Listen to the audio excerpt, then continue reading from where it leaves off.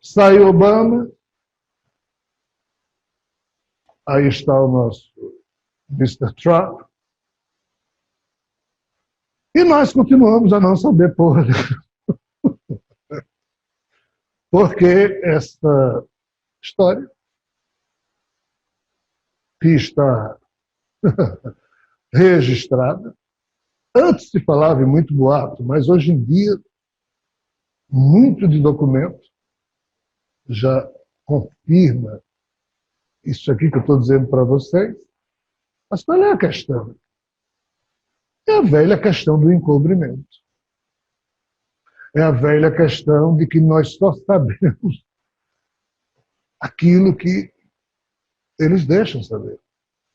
O problema do ET de Varginha, eu conheço os ufólogos que trabalharam naquilo. Foi extremamente sério. Eu acompanhei, de certa forma, aquilo. Há mortes, há gente envolvida, tudo, do exército brasileiro. E ainda assim os corpos foram levados para os Estados Unidos. Badam Palhaço, o legista, o médico legista, um avião saiu. Porque existe um núcleo no Brasil que tem. Meu sogro, general do exército, 4 estrelas, não sabia nada disso, nunca soube. Ninguém sabe. Só sabe a turma do circuito dos 12 majestosos. Então, assim, pessoal.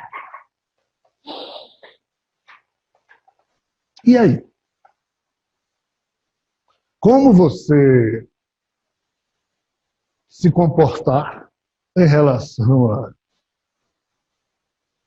algo que, quando a internet surgiu, eu me lembro, um amigo meu ufólogo disse, agora a gente vai... Né? Eu também, mas aí, a primeira coisa que você percebe na internet é que existe uma contra-informação louca.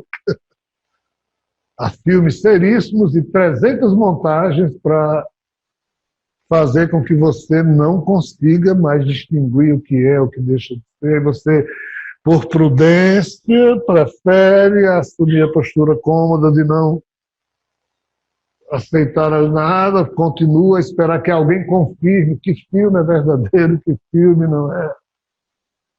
Então, assim, a história que eu sempre conto para nos chamar de imbecil.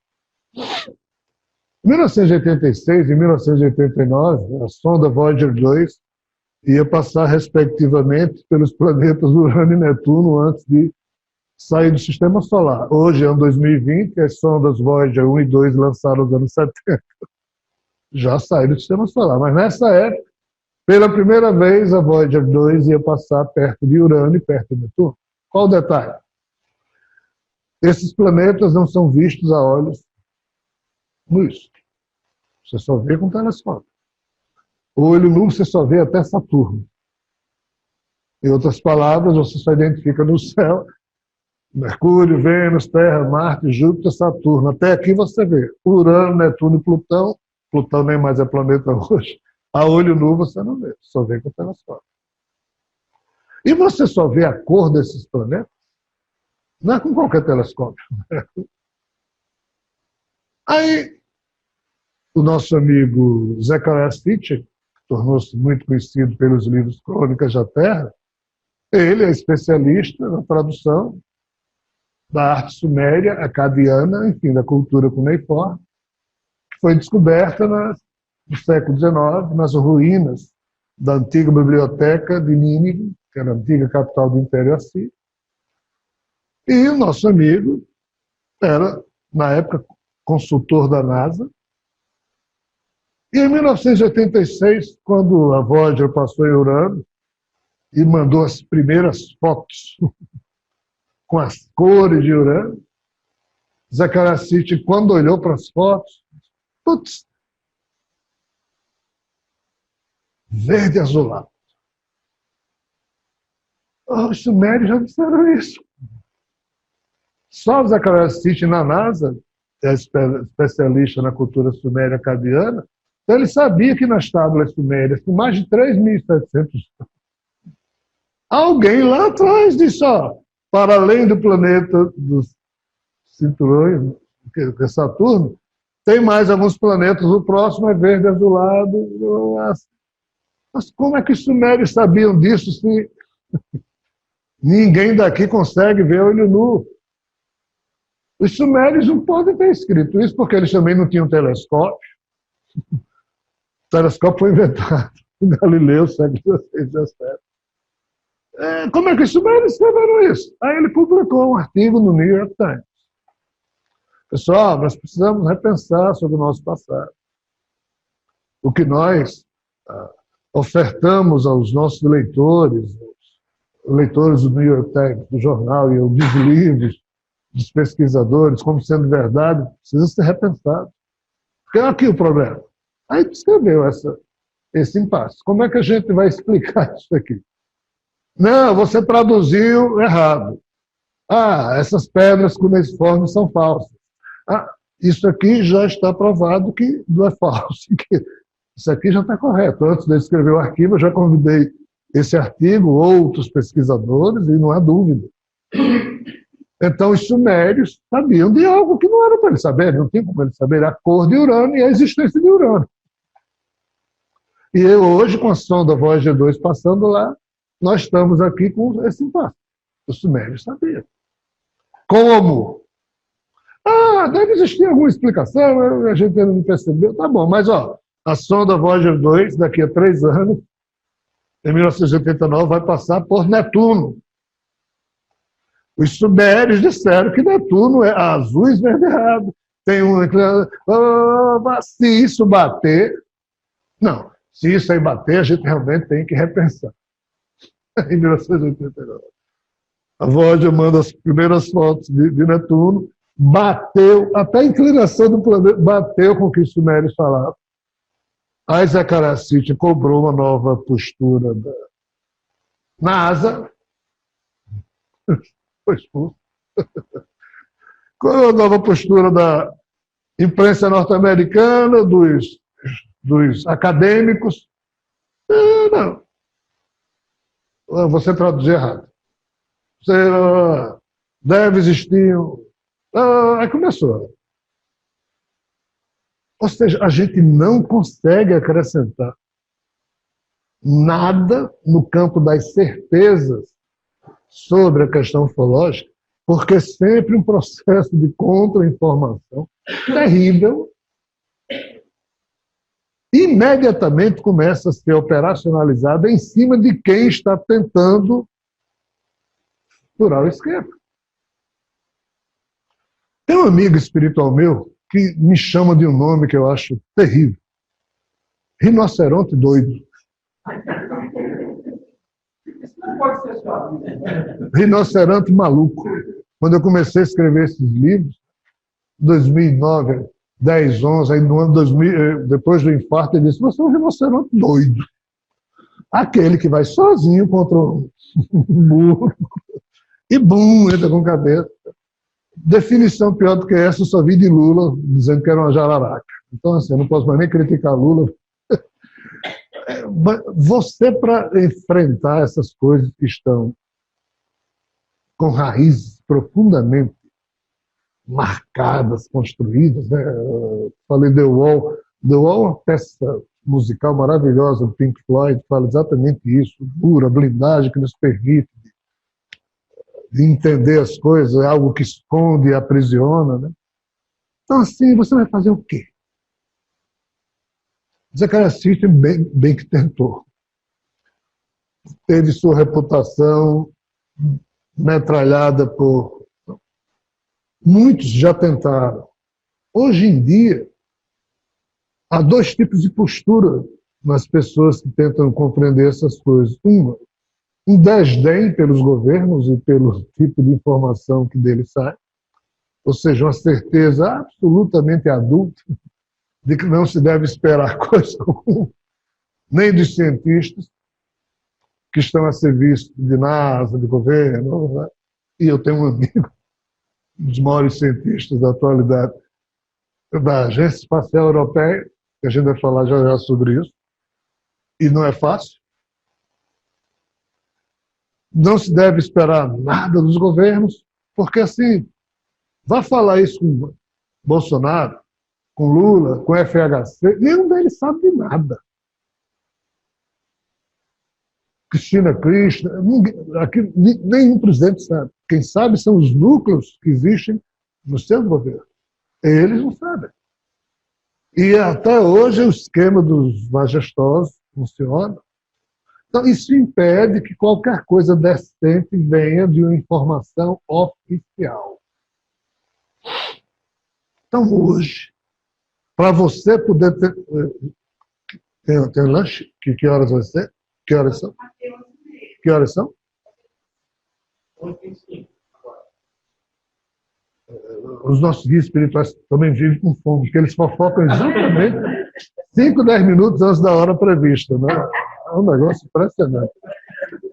Os eflúvios que eles tiram, a turma que come pudim, doce de coco. Então, assim, eu falo mais 5, 10 minutos e a gente para. Vamos para o intervalo. Então, assim, hoje em dia, para você ser, entre aspas, livre, não é para você estar certo não, ou errado. A questão não é estar certo ou errado. A questão é você conseguir liberdade no seu próprio modo de pensar para dizer a você mesmo, pô, isso aqui é real, eu não preciso mais ter dúvida sobre se existe ou não vida extraterrestre.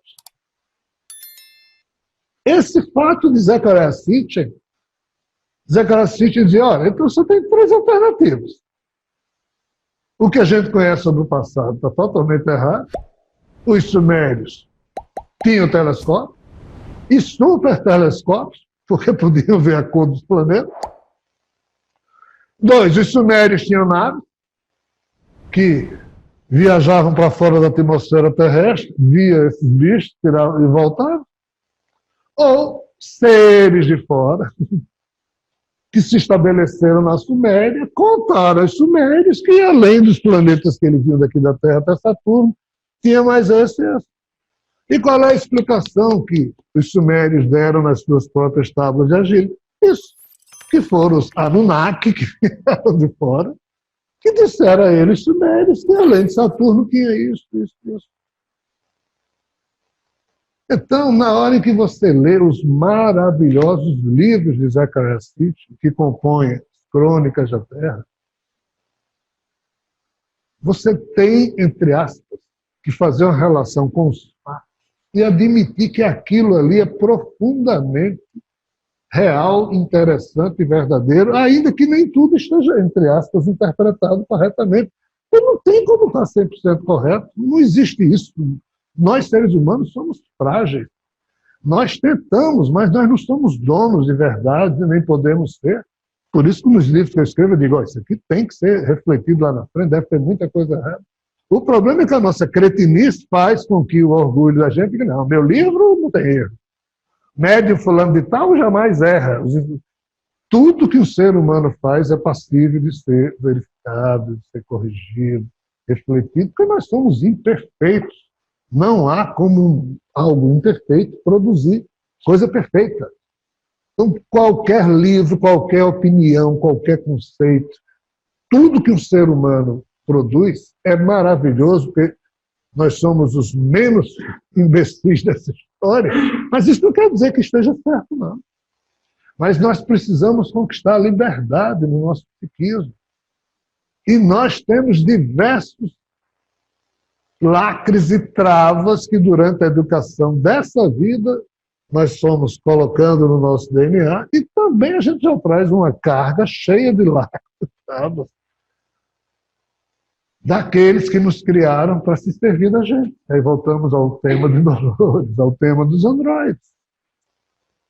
Ah, você está querendo dizer que esses seres, o pessoal da Trimurti, o pessoal não sei de quê, o pessoal de Zeus, não queriam que os humanos fossem espertos? Não, eles não queriam. Eles queriam que a gente fosse obediente. Ah, mas a gente então, tendo adquirido essa esperteza, eles fizeram o quê? Nos condicionaram pelas religiões. Todas as religiões impositivas. E as que não são, estragam verdadeiras maravilhas, como a tese que Buda nos ofertou, que foi transformada em religião. Então, quer dizer que hoje, então, nós, seres humanos, estamos naquela mesma situação dos androides do Westworld, que estão se percebendo manipulados, manietados, ultrajados. É exatamente esse o nosso estágio. Quer dizer que a gente não tem mais nada além daquilo que aquela série está mostrando? Temos não. Ainda nós precisaremos construir e escrever. Na verdade, a série mostra uma situação dos androides muito adiante em relação a que nós humanos estamos. Porque ali já está se espalhando entre os androides a percepção que Dolores teve. Nós humanos, tem esses 50 babacas aqui, a resto não tem a menor noção disso. Nós estamos tendo. Como sair dessa situação para chegar a um tempo em que toda a comunidade humana saiba disso? Isso nunca vai existir. O rebanho humano jamais será fator de evolução. O rebanho humano é apolíneo, no sentido em que a gente já fez outras análises dos valores de Nietzsche. Quem produz a evolução da família humana são os humanos dionisíacos, os porra loucos, doidos, os malucos, os rinocerontes doidos que vão sozinhos, certo ou errado, mas tentando adquirir a liberdade para poder pensar por si mesmo, que é isso que a gente está fazendo. Poucos têm o privilégio que vocês têm. Uma família está aqui, o marido e mulher juntos nessa busca. A maioria do meu time, que teve que ferrar com a família para poder estar aqui. Esposa chateada, sem credibilidade, com a vida estraçalhada profissional. Não é trivial. E entendam, eu tenho que trabalhar sobre o manto do descrédito para ter tempo de fazer as coisas, para não ser levado a sério. Salman Rushdie, por muito menos, teve uma fátua decretando a morte para ele, porque ele escreveu umas besteirinhas dos versos satânicos. Os livros que eu escrevo não são lidos por muita gente, porque se fosse, eu não poderia nem continuar escrevendo, porque já estaria... Então, assim, há todo um contexto, há todo um processo dentro de um projetozinho maluco de uma minoria de espíritos já humanizados, no sentido maior do termo, que estão tentando promover isso na Terra e nós precisamos já ter algumas certezas sobre alguns temas. E a gente precisa saber que essa coisa de ser extraterrestre, de ser extrafísico, isso é real. Para continuar assistindo a essa palestra completa, acesse o nosso portal de conhecimento. Conheça o Orbum, a plataforma de streaming da revelação cósmica. Dezenas de horas de conteúdo para expandir a consciência, com aplicativo próprio, disponível para Android e iOS. Tudo em um só lugar. Todos os estudos e palestras em torno da revelação cósmica, unidos em um único ponto de encontro e mais, uma comunidade exclusiva, onde buscadores se reúnem para compartilhar conhecimento, insights e despertar juntos. Orbum, a plataforma de streaming da revelação cósmica.